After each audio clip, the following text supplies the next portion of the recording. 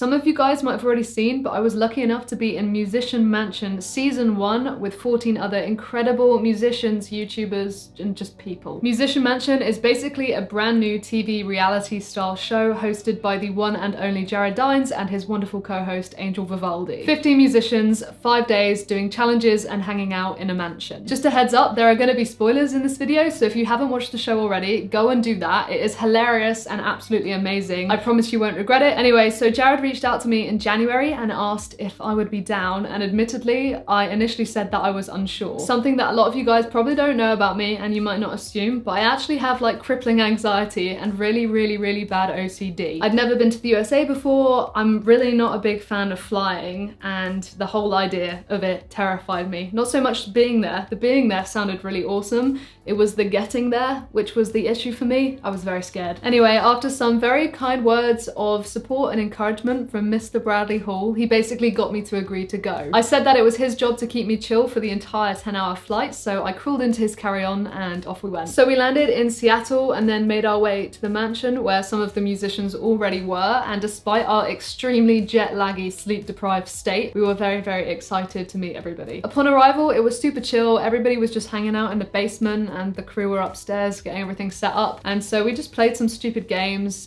There were a few of us there. There was me, Bradley, Nick, Paola, Rudy, Jimena, and Baina and his other half. So not everybody had arrived yet, but there was quite a lot of people there already. So day one, our first challenge, Jared put us into bands, and then he basically just said, name your band and write your first song. You have 5 hours. I was in the best band of the show, obviously, Sky Limit. With me, I had Lauren Babick, Bradley Hall, Andrew Baina, and Dylan Roy. I was actually stoked to be in a band with these guys, and we worked together surprisingly well for people that had never met before. If you haven't already heard our smash hit single, A Place You'll Never Find by Sky Limit, go and do it now because you're missing out. It took us a minute to get rolling, but all things considered, I think we did really well. I don't think it was shown in the show, but I actually had like a super lovely time going off and writing vocal melodies and lyrics with Lauren while the guys got the form down. I've never written with another vocalist before, so it was just really wholesome, and Lauren is an absolute queen. I've been watching her content for literally years, so it was just like a really cute moment and I really enjoyed it. Anyway, fast forward to the end of the day and they had one more thing lined up for us. We had to perform the songs that we had just written. Unfortunately, we did not win that challenge. I personally think we should have, but in fairness, Greystone was hilarious. I was just laughing my ass off the whole time. Day number 2, they gave us the challenge of filming a music video for our hit single. This day was pretty hilarious, I'm not gonna lie, and Jared and Angel gave us props to work with. I had this stupid ass wig, as if I need more hair than I've already got. So we made full use of the mansion. We got in the cinema, we got on the balconies. I was terrified that I was gonna fall and break my neck. Dylan and Lauren literally got wet. I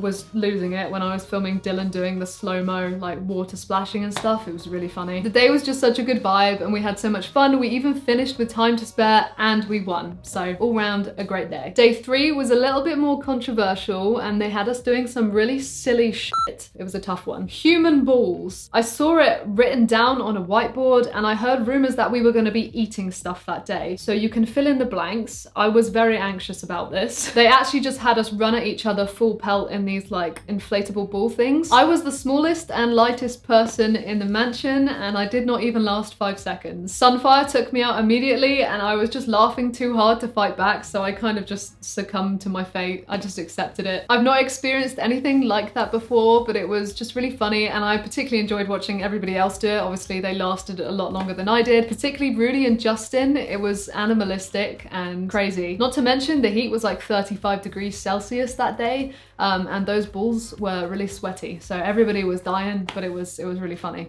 Next up on that day, we had to nominate one person from our team to smash a guitar. Justin went first, and after we all watched him do a literal front flip, we knew that they had won, but it was honestly just really impressive. It seems like a Justin thing to do. And then they had us eat weird things. I'm not gonna lie, it was a very unfortunate and bad time to be an emetophobic person. Not good. very bad. I've seen some people calling me a princess and stuff on this particular challenge, and it does kind of come across this way, but I can assure you it comes from a place of just being really anxious and triggered at everybody gagging and the thought of everyone throwing up and me throwing up. It was just a bit tough. So I uncovered my dish. It was chili oil. I'm vegan, so it couldn't be anything overly gross, but I gave it a go. It was really spicy. I wasn't gonna have the whole thing because I didn't want to end up like messing up my stomach for the whole week. It just wasn't worth it. Relieved it wasn't something worse than that. And then day 4, we were busking in downtown Seattle, and this is where it potentially gets even more controversial again. We hadn't actually left the mansion since we arrived at this point, so I think everybody was kind of excited to go and see some of Seattle. You need to watch the show, but my band did make a slightly questionable choice here. I would just like to say that we genuinely tried at this challenge for over an hour and it just wasn't working. We were playing Linkin Park's Numb like over and over again, and for some reason people just weren't interested in us. We also played Don't Stop Believing for a church group, but other than that, yeah, like no one was interested. So Lauren came up with an idea to spice it up a little bit. It was naughty, it was funny, and we thought it would make for some good drama. I won't go into full details, but you could say that we cheated. To be honest with you, at this point, I was willing to do whatever. I like needed to pee so badly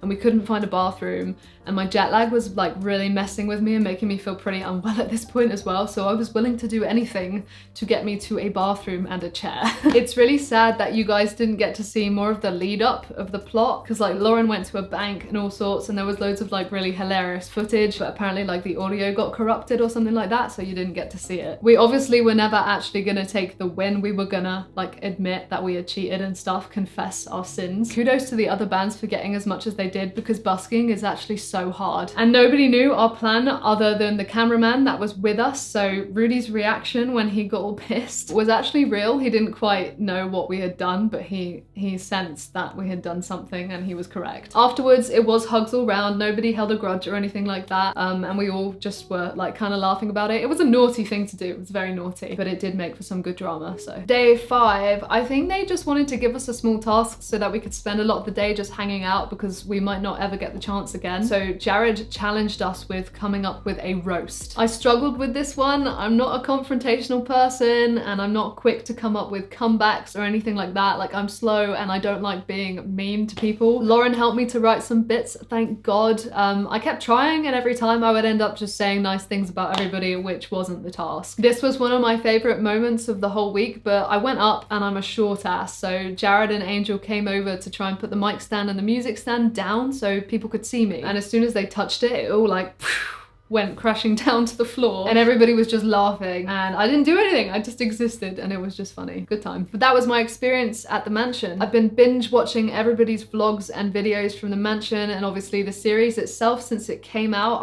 I like miss everybody so much, and it was genuinely like the best week of my life. I literally can't even describe to you like how cool everybody was. There was zero egos and everybody was just family upon meeting each other, and that goes for like the crew as well. Everybody was just amazing. I think the best way for me to describe it to you guys, when the cameras were off behind closed doors, everybody was like teenagers again. We could all hang out and just be crazy. We were let loose. We could be authentically ourselves, vulnerable with absolutely no judgment, with like-minded people, with our best friends basically. We didn't even have Wi-Fi, so we were completely away from the world, just disconnected from everything, and it was surreal. Although I was super nervous to go, it came along at a time where I needed it most, and I really had to push through and force myself to get on that plane. But I'm so proud of myself for doing it, because it was far out of my comfort zone, and I'm so glad that I did as well. This year has been quite tough for me on a personal level, and just having that 1 week away from everything with the most amazing people with the best energy was exactly what I needed to kind of like heal and grow a little bit. So I'm just so grateful that I was able to have that opportunity. So the biggest shout out and thank you to Jared Dines and the whole crew for making this thing possible.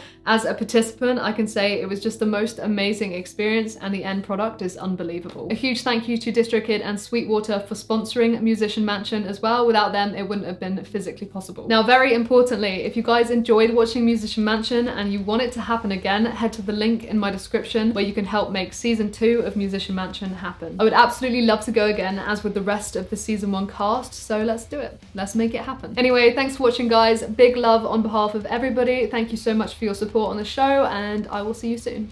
Goodbye.